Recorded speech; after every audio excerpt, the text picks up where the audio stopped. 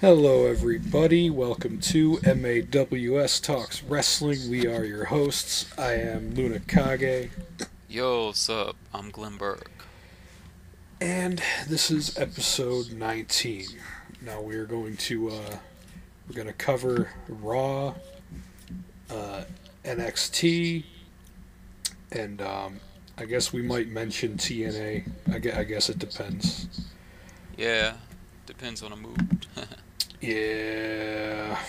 So I guess we could kick things off with going into NXT a little bit. hmm We had a continuation of that tournament to decide the new NXT Women's Champion. Right. What were the matches again? Like it's really hard because we record this on Wednesday and NXT's on Thursday, so literally it was like a week ago that I saw this, so it's kind of hard to remember Yeah, sometimes. yeah, I can tell you. So there was one of the newer girls, Alexa Bliss versus Alicia Fox. Yeah, Alexa Bliss, the fairy, I guess Yeah, the Tinkerbell. yeah, Tinkerbell, interesting character. When she, yeah, she's not bad. I just did see the part when she did I think she did a moonsault and then her knee landed on Alicia's chest or whatever. Yeah, I can't remember exactly how it went down, but it looked like that shit hurt. I bet. Yeah. Um, But Al- Alexa won. yeah, Alexa won that one. Um, what was the other one? Emma and Charlotte. Emma and Charlotte. Yeah, like God, it feels like I didn't even watch because I don't even remember that match. yeah, the matches weren't, I guess, extremely long, but what happened with Emma and Charlotte was it went back and forth for a while. Emma pulled out her own Cobra, and Oh she got yeah, I she do she got remember that. distracted. The Charlotte's Web, that's pretty clever. What kind of move was that? Because I was kind of in and out. I saw it being a sort of pinning combination, Oh okay. like she traps you and gets the victory. That's pretty dirty. Charlotte's Web. I mean, if your name's Charlotte, yeah, fuck yeah, go for it. Go for it, yeah. At least she can do it. So I guess this week or tomorrow, um, we're going to be watching. Was it Natalia versus Sasha Banks? Let me see if I can pull up the brackets. If they even have it on the NXT WWE I'm website. pretty sure it's Natalia versus Sasha Banks, and then we're going to get Alexa Bliss versus Charlotte. Right, right. I'm relatively certain that Charlotte's going to win the title, and I'm pretty sure the finals are going to happen on the May, what was it, 29th? Yeah, the special. Yo, meant to talk about this Takeover. last episode, but yeah, Takeover. That should be interesting now. Just from the name alone and how Triple H was talking about it, do you think it's gonna be a lot of NXT versus WWE matches, kind of like how we were talking about last time? I don't know. It might be. Uh huh. As far as the Divas division goes, they're probably just going to have the title match, and it's probably going to go on for a while. Right. Because if it's going to be another 2 hour endeavor, there's probably not going to be a whole lot of matches because NXT doesn't have the roster for it. So Yeah. we're probably going to get longer matches. The way I see it, at least as far as matches goes, we're probably going to get the finals of the Divas tournament. We're Right. probably going to get an NXT championship match against, I'm guessing, Tyson Kidd. Adrian Neville versus Tyson Kidd. Which, honestly, though, if you were to look at it like that, let's say Natalia is the one that ends up facing Charlotte. Natalia versus Charlotte for the Uh huh. vacant Divas Championship. Right. Then you'd have Adrian Neville versus Tyson Kidd. If those are the two matches that happens, then yeah, that would seem like a good building block for a NXT versus WWE kind of thing. Mhm. The only other thing I could think of is like finding some tag team to compete for the NXT tag team titles. Which, I mean, the last paper, well, the last free for view, Arrival. Uh-huh. Uh-huh. That had Scotty 2 Hotty, Too Cool, the reuniting Too Cool take on the Ascension. So that was already a low-level WWE tag team versus the NXT champions. At one point, wasn't there the six-man tag where it was the Usos and I forget who they teamed up with, but they went against the Ascension. Like, did that happen? It was the Usos and Sami Zayn versus the Ascension and Corey Graves. Yeah, that match. Yeah, Corey Graves ended up taking the pin for that one. I forget. That was like the previous week. Yeah, I forget who was the one that gave the pin, but I know Corey Graves was the one that took it. So they're keeping the Ascension as strong as they can, and I'm pretty sure if we get another title match at Takeover, which I'm pretty sure we will, it'll probably be the Ascension versus have Truth and Consequences take them on. Like, Xavier Woods is already on NXT most of the time, so I don't know if you could call him a WWE talent right now, because he doesn't, he's on NXT more than he's on WWE, and he's a jobber both, so I don't know. If they put a low-level WWE tag team against the Ascension, it's probably going to be another semi-squash match. At least the Ascension has the look to be a tag team. They look like this is that dominant tag team that would lead the division for a long time. Yeah. I'm kind of hoping we see another boss fight.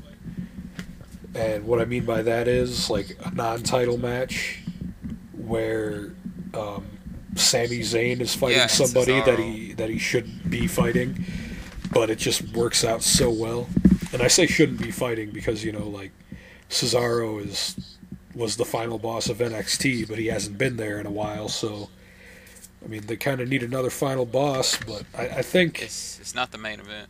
Yeah, I'm pretty sure if Sami Zayn faces anybody, it's probably going to be Corey Graves. But that wouldn't really be WWE versus NXT. It would just be another match. But I'd just be his rival match. Yeah, I do know that once, at least if the trend continues the way it did with Arrival, the only 3 matches we knew about for Arrival were Emma versus Paige, Adrian Neville versus Bo Dallas in the ladder match, and then Sami Zayn versus Cesaro. And all 3 of those matches, they delivered one way or another. So the way I see it, whatever matches we know about, whatever matches they announce, like, be it on tomorrow's episode or what have you, I'm positive that they're going to be good. Like, it's kind of hard not to with the talent that they have in NXT, the roster over there. It seems like they make it work, and that a few more people that you don't see on TV right away pop up every week. Like, the Paige versus Emma match, like, both of those two are good wrestlers, but they also had time during that match, which is something they don't get on the main roster. So, like, you take Charlotte, Ric Flair's daughter, and you put her in the ring with Natalya. Oh my God, that's a match in the making. And you give them time. Like, you put those two in the ring any other time. Like, I'm pretty sure they actually had a match on NXT at one point against each other. But, like, then it was only like 6 minutes maybe. And that's not, like I've mentioned before, that's really not enough time to build a match to actually get the match over. But you give them like 15 minutes at least, which I'm sure they will get at TakeOver. And we will see another good Divas match. Yeah, I'm not going to the bathroom. I'm grabbing some popcorn. Right. To watch the match. And you don't even have to go to the bathroom. You can just pause it. Because it's on the WWE Network. Ooh, plug. No. So, like, just look at the 2 matches that I'm expecting to have. Natalya versus Charlotte. It'd be a serious Divas match. Yeah. And then, like, fucking, could you imagine Adrian Neville versus Tyson Kidd? I can see that. That'd be amazing. Hot in fly in action. in the main event. Like, holy shit! Yes. Like, Tyson Kidd's already a good worker, and he's already crazy. Fucking, he can fly around and shit. Adrian Neville, we know about him already, so there's no way that match could be anything but good. Seem like Especially if they put out a pay-per-view quality match, which Takeover is supposed to be like. right, and it seemed like NXT they'll let them do a little bit more. Like it seemed like this will be the No Limit show, especially if you're letting Tyson Kidd and Adrian Neville in the main event. Right. So if they're gonna carry a 15-minute plus match, it's gonna show a lot of back and forth, high flying action. Right. Yeah. I'm positive that if those two matches are what we're going to see, which neither one have been announced yet because the tournament's still going on, and the fact that there's going to be a triple threat tomorrow to decide who challenges Adrian Neville at Takeover, which the triple threat's probably going to be pretty fucking good too. You got Tyler Breeze, who's pretty he hasn't really shown me a whole lot, but he's all right. Mm-hmm. Tyson Kidd and Sami Zayn, so Now, did you expect this scenario where everyone was gonna get? It was gonna be like a triple elimination, and then but there's like a bunch of referees. No, but what I can say is I forget when I mentioned it. I don't think it was last week, but I know I mentioned it on the show about Triple H in his authority position. Right. About how over he would be as a face with his catchphrases and shit. Best for business. Yeah, it's it just shows how perfect that works because whenever he shows up on NXT, he is a face, just straight up. And because that's his baby, so he doesn't whenever he shows up on NXT, there's no such thing as Daniel Bryan or the Shield for him to get pissed at. So he shows up, and the crowd is just fucking chanting. They're chanting triple threat, fucking best for business chants and shit. Yeah, shit like that. Clearly, these people know what's best for business. Exactly, fucking. That's the kind of shit I'm talking about. Whenever Triple H is done being a heel on the main show, that's the kind of shit that we got to look forward to on Raw and SmackDown. You know what I mean? Exactly. So that's going to be pretty good.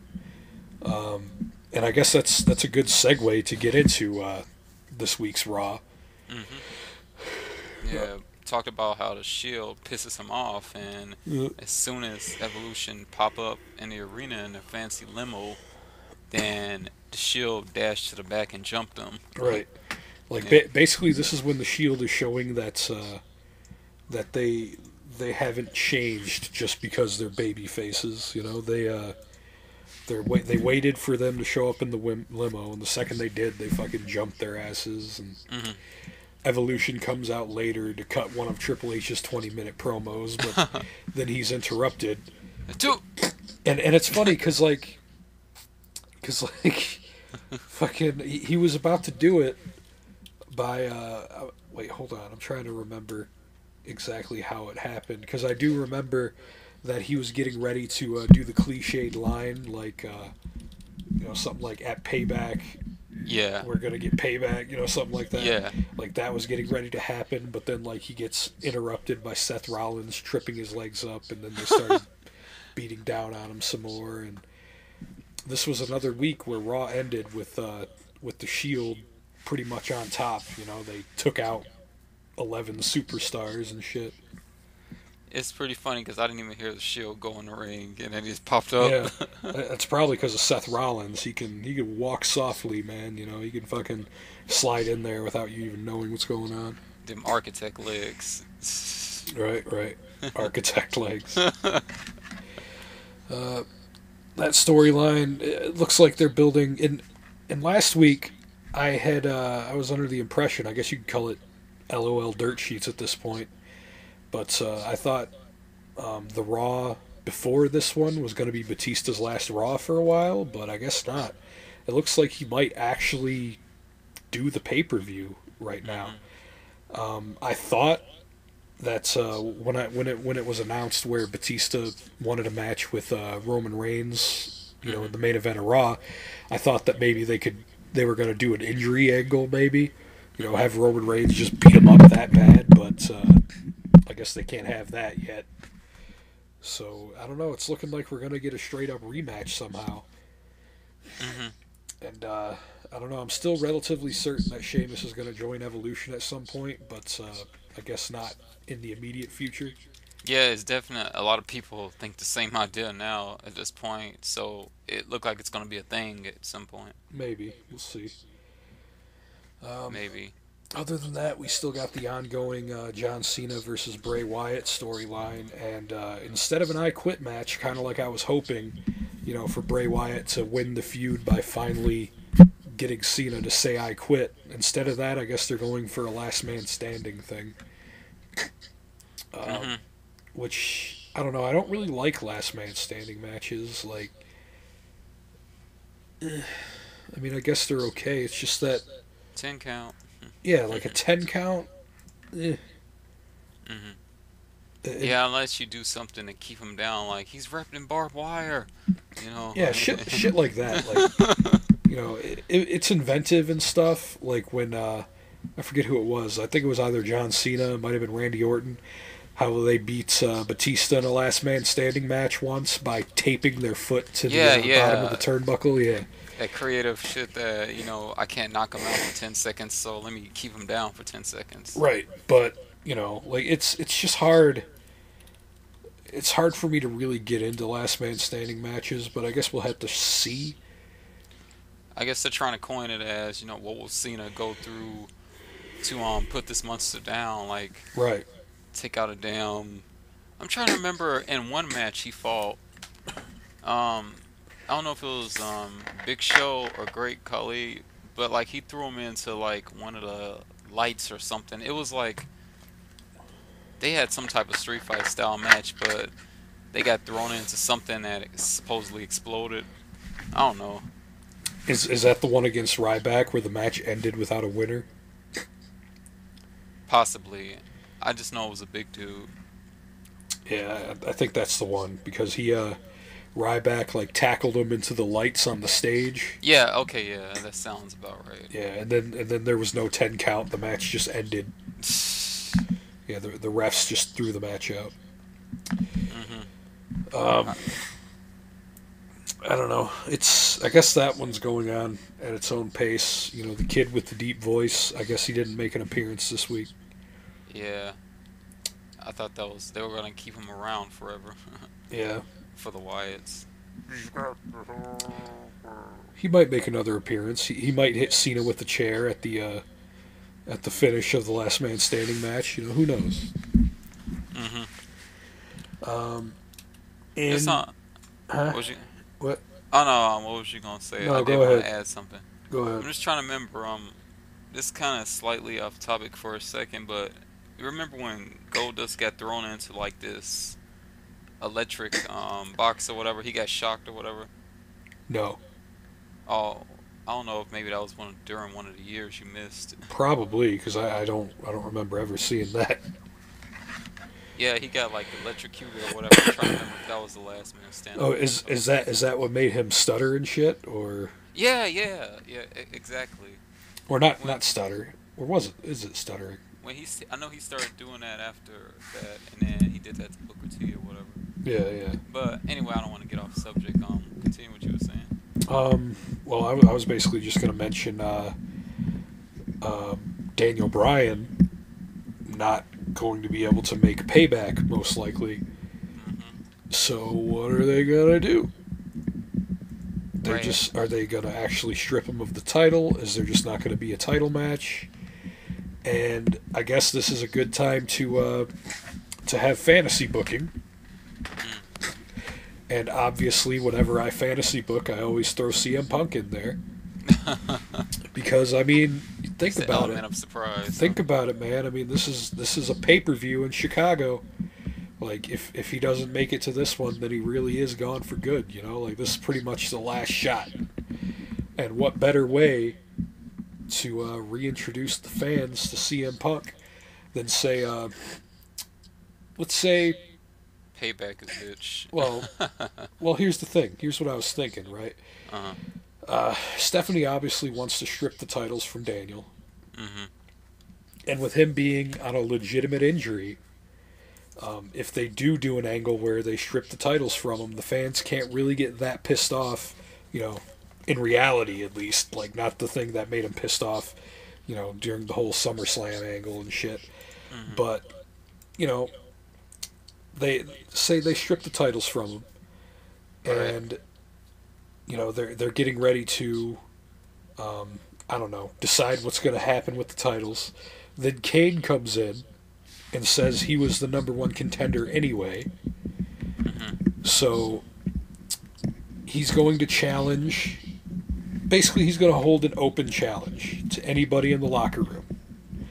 So think about it like this, right? At Payback, for the now vacant main title in the company, you got Kane versus anyone who's willing to face Kane. So this is the main title of the company, the thing that everybody wants, right? Right. Now, what better way to sell that your monster is a real monster than to have pretty much everybody in the company who's not busy be too afraid to take him on for a shot at the title? That's amazing. So that's when you throw in the wild card. Yeah, so like, I don't know when you would do it, but, you know, shit, maybe even like have it like be at Payback where it's revealed, like, you know, have Kane stand in the ring for the main event, you know, the entire time. They're hyping the matchup as being, you know, against a mystery opponent or against whoever, or will Kane just be awarded the titles, you know, like shit like that. Find out at Payback. So, like, you know, he's sitting in the ring after you know, everybody is like not coming down. So, you know, they're about to tease giving Kane the titles when suddenly in Chicago CM Punk's music hits. So this is a Chicago crowd. CM Punk's been gone for so long without a peep out of anybody. And then he shows up, and now suddenly he's in the main event of a pay-per-view and a title match. And this does make logical sense, because the last time we saw CM Punk, he got chokeslammed by Kane at the Royal Rumble through a table. So naturally, if we're keeping with kayfabe, CM Punk's still pretty pissed about that. So, I mean, I couldn't see a better way to reintroduce CM Punk if he does come back than to do it like that. You know, like, give him another run to kind of make the people who would be upset about Bryan being injured, you know, like, calm him down a little bit, because, hey, at least CM Punk's got it. You know, it's not Batista. Yeah, I can see that, because, I mean, at least with your fantasy book and all the pieces will be in the right place with the venue being Chicago, and WWE has to be like, the show must go on. So, I mean, if they're going to cover up one thing to make us forget, okay, what's going to fill the void all this time, let's bring back CM Punk. I mean, like, all the planets have aligned, and I can totally see, like, you know, Vince McMahon or whatever calling CM Punk, being like, dude, we really need somebody in this main event. You know, we can't have Bryan do it. How about we give you another title run, and then have it culminate with, like, say, you know, Daniel Bryan's fine by the time SummerSlam rolls around. Wouldn't it be fucking awesome seeing CM Punk versus Daniel Bryan at SummerSlam when Daniel Bryan gets back the titles? You know, like, that would be a good match. It wouldn't be too far off either. Yeah, fight each other on a different level now, with both belts on the line. And neither one of them would have to be heel either, and I kind of don't want CM Punk to be heel, you know, like, not in that situation. Have it just kind of be a rivalry kind of thing, like, Daniel Bryan comes back, he's like, I never lost the title, and, you know, CM Punk's like, you know, I agree and you deserve a title shot, but I'm still champion and I deserve this belt because I've defeated everyone who's challenged me for it, and I'm the longest reigning champion, so, you know I'm still godlike. So how about we settle this once and for all at SummerSlam, you know?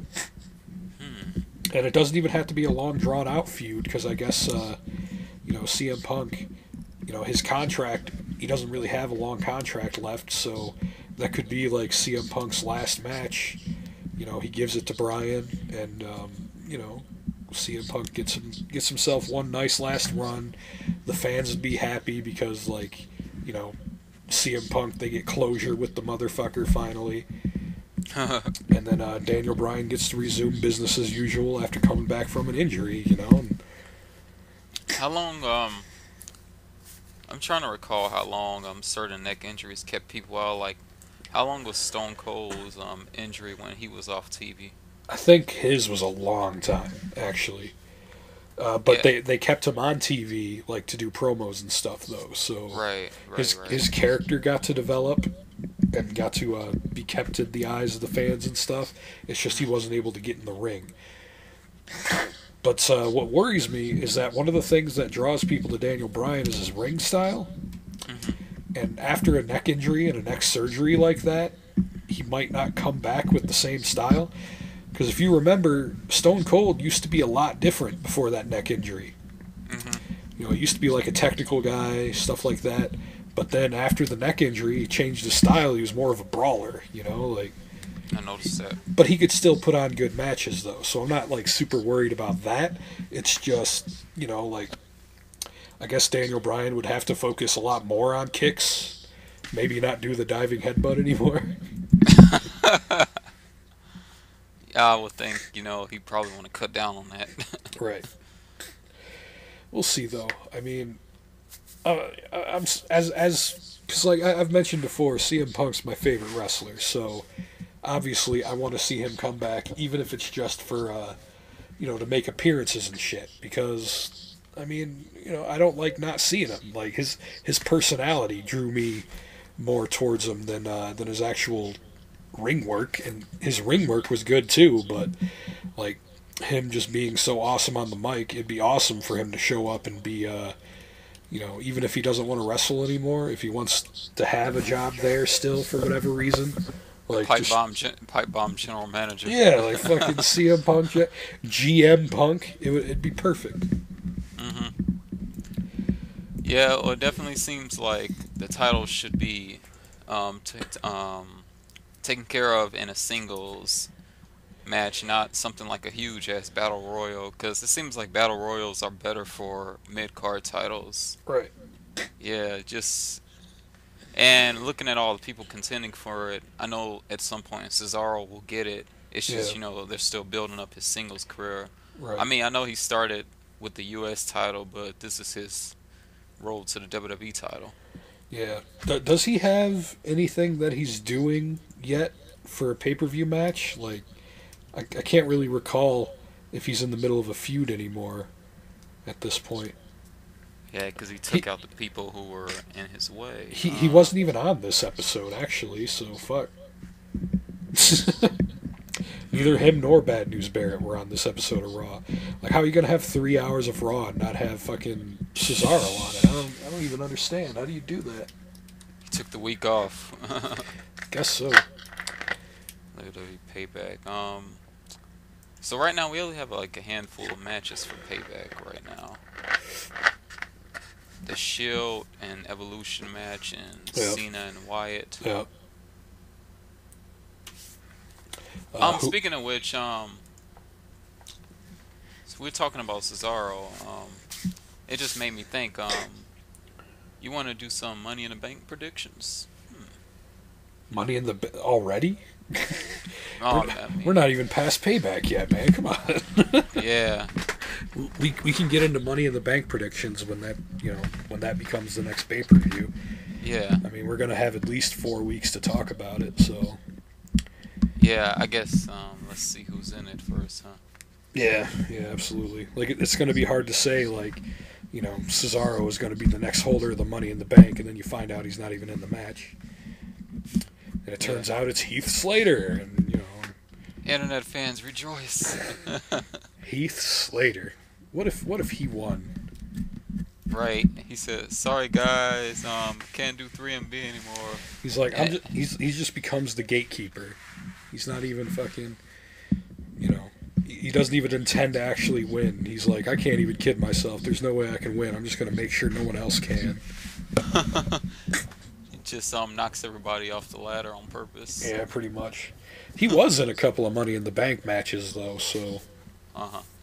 Or at least one. I can't say a couple because I don't know for sure, but I do know he's in at least one. Right, right. And obviously he lost. That was the one Daniel Bryan won, actually. Hmm. Um, Let's see. What else happened on Raw? So I see the Wyatts now. They break it down to a science of we're gonna have one promo in the ring, and then we're gonna have one segment where they talk in their dark room, and Bray gives us his compelling message of the week. well, I mean, you know, the more times you give that man a microphone, the better, you know? Right. I just wish, like, the whole singing thing kind of got old for me pretty quick. Yeah. I'd be better with it if he sang different shit. You know, like if he was gonna keep singing, like have him sing different shit and make it be creepy every time. Like the whole world in his hands is fine for this this particular feud because it's, you know, because of the way they're presenting it. But you know, maybe some other stuff like, you know, after he beats Cena, hopefully he beats Cena. Right. You know, he could start singing Another One Bites the Dust. You know, just come on.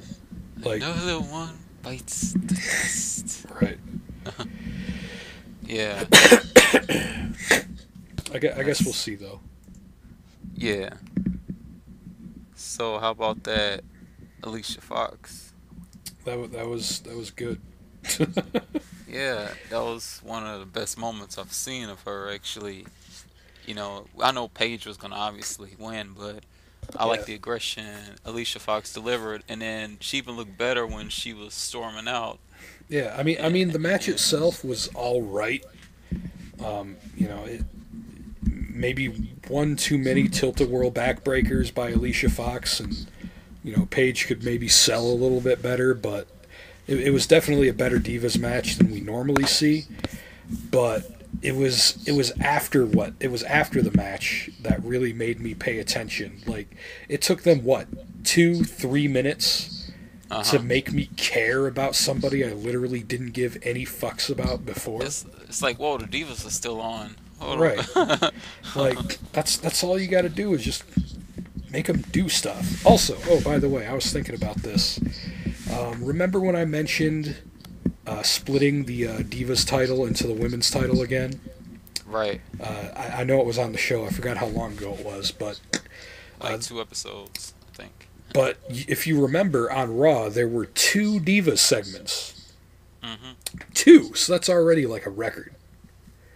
Right. It's not like let's just do one tag team match and we met the Diva Squad of the week. Right. And if you remember, the Alicia Fox match was against Paige, 2 non-total divas, you know. I see what it's. But then the other match featured Natalya and Nikki Bella, and the whole story going into the match happened because of Total Divas. So the way I see it, you could split the belts, have a Divas Championship, have a Women's Championship, and for the girls on Total Divas, the Divas Championship will be their baby. You know, you won't really get to see too many of the storylines unfold on Raw or SmackDown. You will have to watch Total Divas to really get what's going on in the lives of that particular group. So they compete for the title based on drama. Pretty much. I mean, you know, that's kind of what happens anyway. Like, this is pro wrestling, you know, this isn't boxing. Right. This isn't, you know, shit. So everything, you know, even if a title's involved, normally has something to do with drama. But at least this way, you will give people on the who only watch the main roster a reason to check out Total Divas, because it'll be like, hey, look, you know, this shit's happening, and you know, you could actually have the Divas title show up on Total Divas. She said she didn't like her painting. They're gonna fight now. Right. I mean, yeah, it's stupid, but shit, you know, Mae Young gave birth to a hand, so. And honestly, the only reason why we haven't seen the Divas title on Total Divas is because the whole time Total Divas has existed, the Divas title has not been on a Total Diva, which is already surprising because Total Divas is like the only thing they're caring about as far as women's wrestling right now. So, like I'm saying, you give the Divas Championship to the Total Divas, have that be its own little division, and Right. then have the Women's Championship be for people like Paige and Alicia Fox and Oksana, and then, Natalia can go for it every once in a while too, and that could easily lend itself to a Total Divas versus Women's match when Natalia has the title, and like let's say fucking I don't know, Nikki Bella has the Divas title, and it's constantly on Total Divas where it's like, no, I'm the better champion. No, I'm the better champion. I'm more important. And then they have like a bragging rights style match where it's not a unification, but they're just facing each other to see who really is the best champion of the women's division. It could work. Like you could see women's feuds actually develop on Raw and SmackDown and stuff. But the Total Divas stuff will be on Total Divas, and they'll have a match every once in a while. So, I wonder if this is assuming then we'd have more screen time for women's matches. That way, the Divas matches. Well, I'm pretty sure they'd still want to put the Total Divas on Raw. Oh yeah. Because Raw is like a little bit of everything going on in WWE. Right. Well, here's the thing. Like, if you really break it down, like all those clusterfuck tag matches they normally have, which are like 5 minutes long, that's 5 minutes of Divas, okay? Right. But on Raw, if you add together both of the Divas matches, that's like what? Like 11 minutes? Like that's a lot of time, like compared to how much time they normally have, I see what you're saying. So it actually has a commercial break. What? Yeah, like holy shit. And then fucking Alicia Fox managed, like I said, like in the span of 2 minutes, because of her fucking breakdown, she managed to make me give a shit about her, and before I did not. So like that's impressive to me. That's why it's good to have charisma as a superstar and not just in-ring ability. Yeah, and like she fucking single-handedly gave me a cowgirl fetish. I didn't even know I had one. Right, you thinking like I was thinking JBL, I think that's an invite. You should get on that right away. Fucking JBL's like, Michael Cole's like, you should go get that, and he's like, you go get it. He's like, it's not my hat. He's crying because he lost his hat when he really got an invite.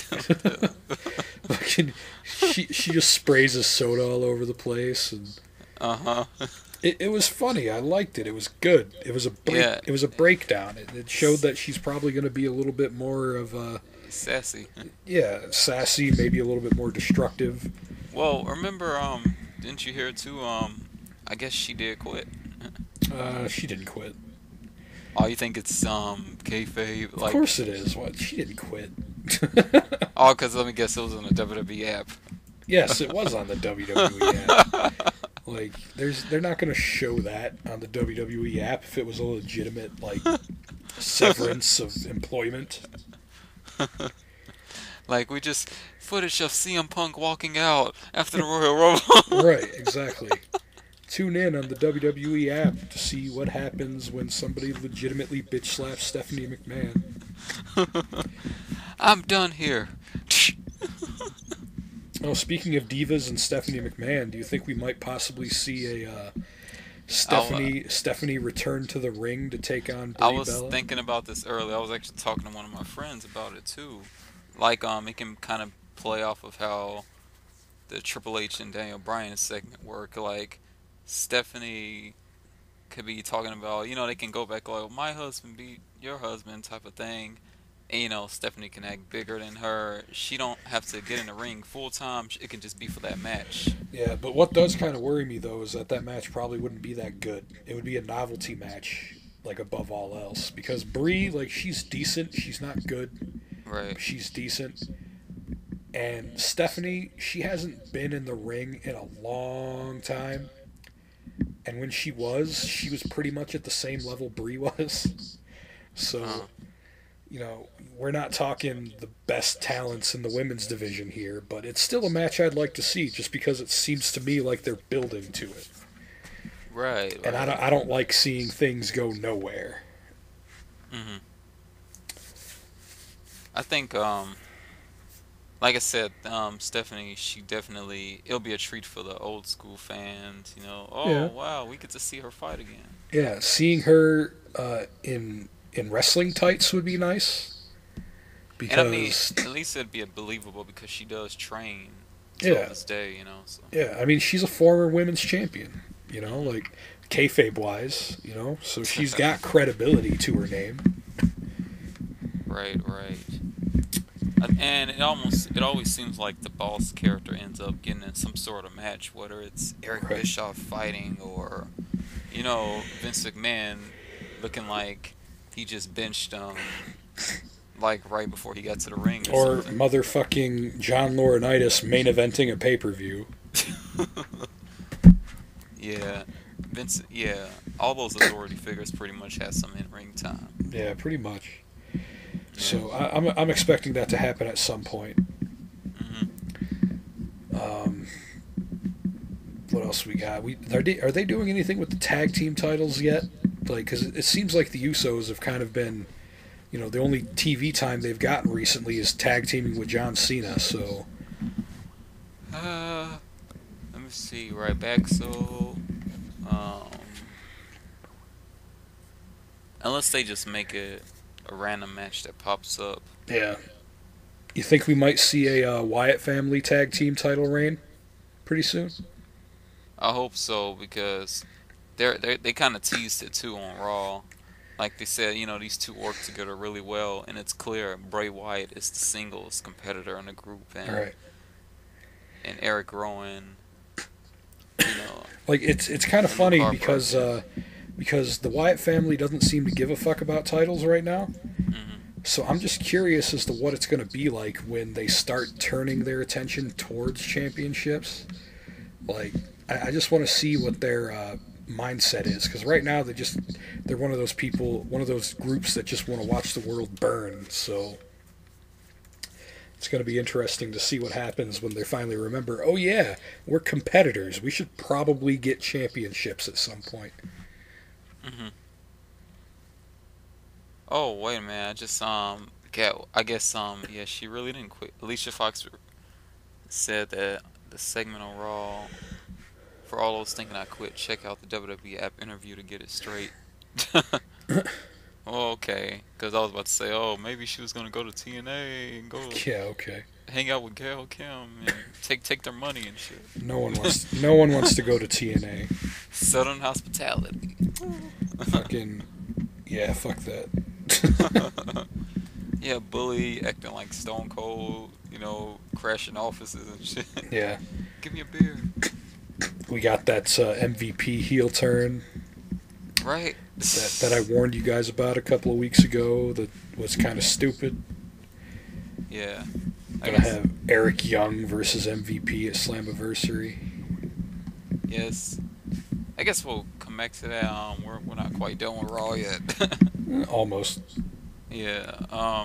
Sheamus won 2 matches. Yeah, against both members of Rybaxel. It's a shame. Yeah. Let's see. So I guess that was interesting.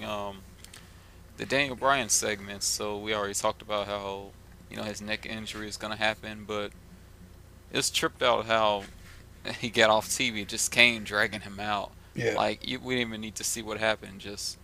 They Just probably drag they him. probably didn't want to risk aggravating whatever's wrong with his neck. Right, right. Like let me try a tombstone for kicks. Giggles. Yeah. Yeah.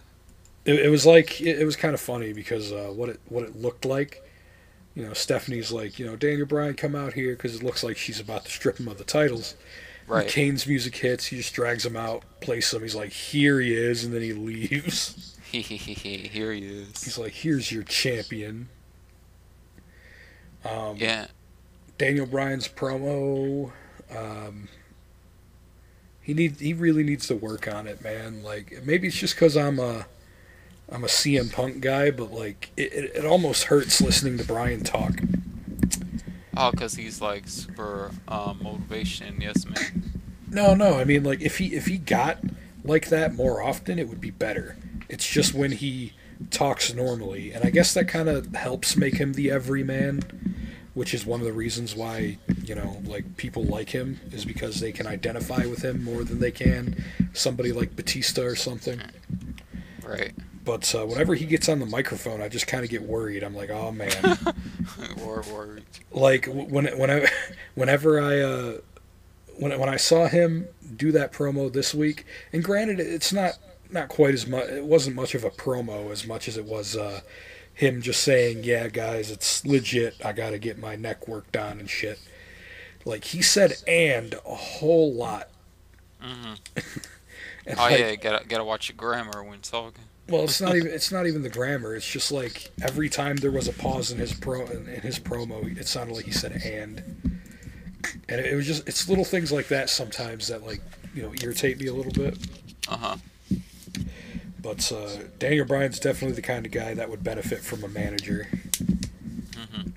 Like, give him speaking roles every once in a while, or have him always be high energy and shit. Like, whenever he does that, it's awesome.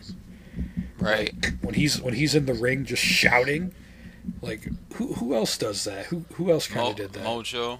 I mean, I'm talking about, like, an established guy. Like, I mean, I would say Ultimate Warrior, but he was more of the speaks in tongues kind of guy. But yeah, just have him go out there, and whenever he talks, just have him yell. Just have him fucking yell the entire time. That would be a good Daniel Bryan promo. He's just out there, he's fucking hype, he's fucking insane. He's like, the yes chants are everywhere. Well, like, Ric Flair did that sometimes, like, when he starts, he'll just start going crazy sometimes, like, But I'm trying to think who else got really hyped where it wasn't like they were just doing a comeback or something. Fucking Hulk Hogan. Yeah, I know when he does the comeback, that's when he begins. I'm talking about his promos, like, fucking Hulk Hogan.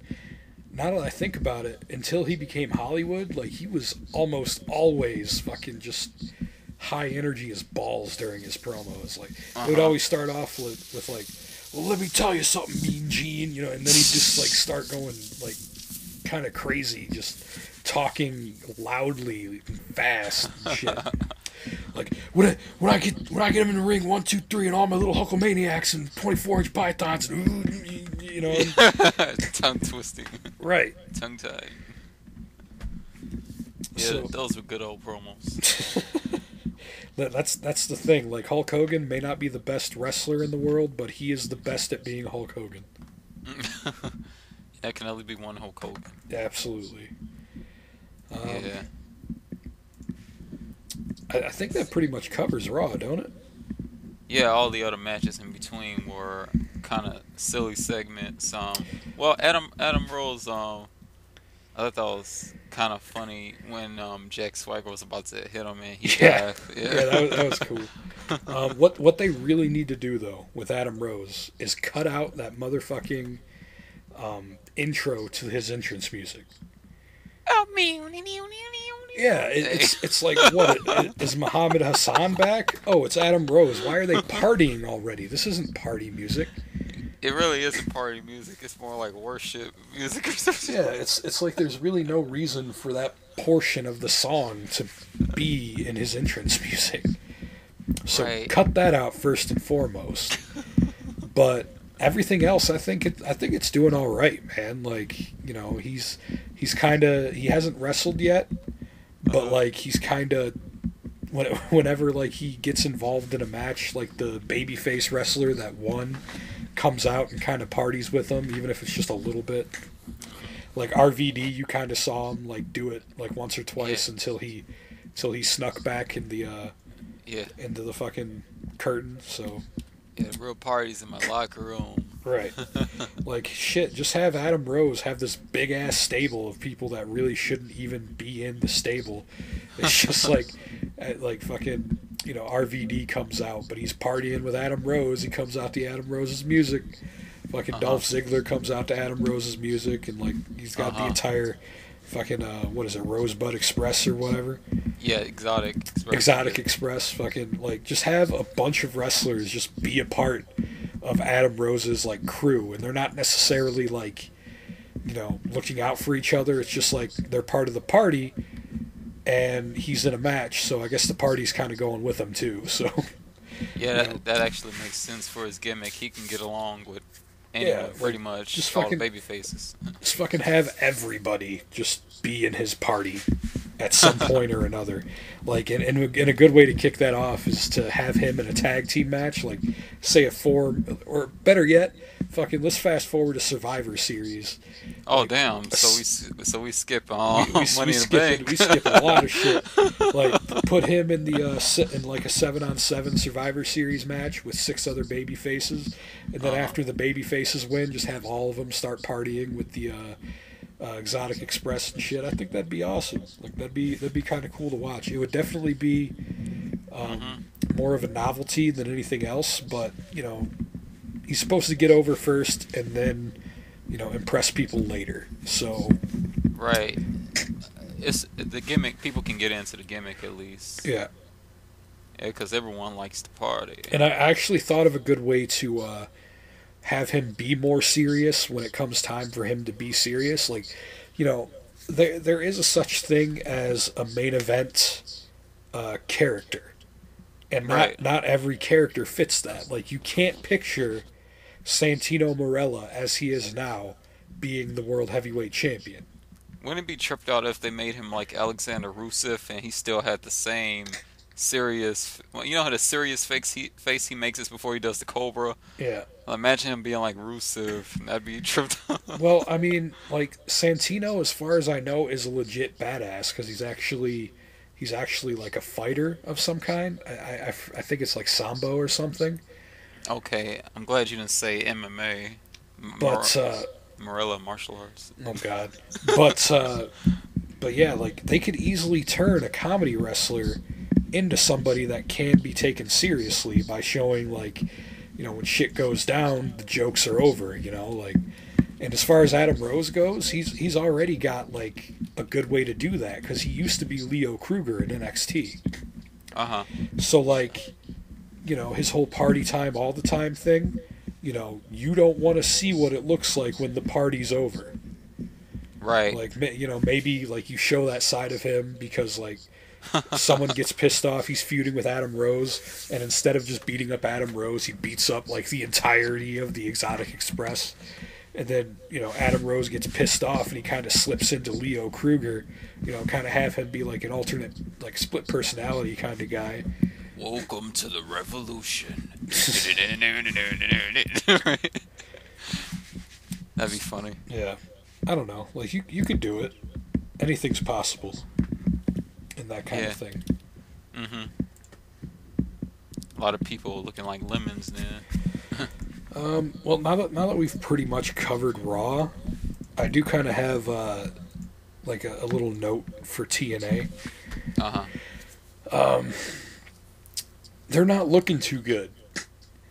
It's weird how they keep having good progress, but then one step forward, 10 steps back. Yeah. And it's not even necessarily the storylines. It's just like TNA as a business is just kind of getting fucked so hard and losing so much money. Like, a lot of people are kind of expecting this to be their last year. And as weird as it sounds, I'm kind of hoping it's their last year. Because if they are to get bought by the WWE, we'll get more network shit, which I definitely want. Yeah. Like, fucking, they put TNA on the WWE network. We get to have, like, classic TNA pay-per-views back when it was good, so you don't have to fucking go to YouTube just to see it. Like World X Cup and all that good stuff. Yeah. I remember that was one of the first TNA pay-per-views I saw. Yeah. World X Cup, where it was good. A ton of people were in it. And then if Jerry Lynn, yeah. And then if you get TNA superstars, if they actually wanted to sign them, then they could have their old names because they're already under contract anyway because of them getting bought out.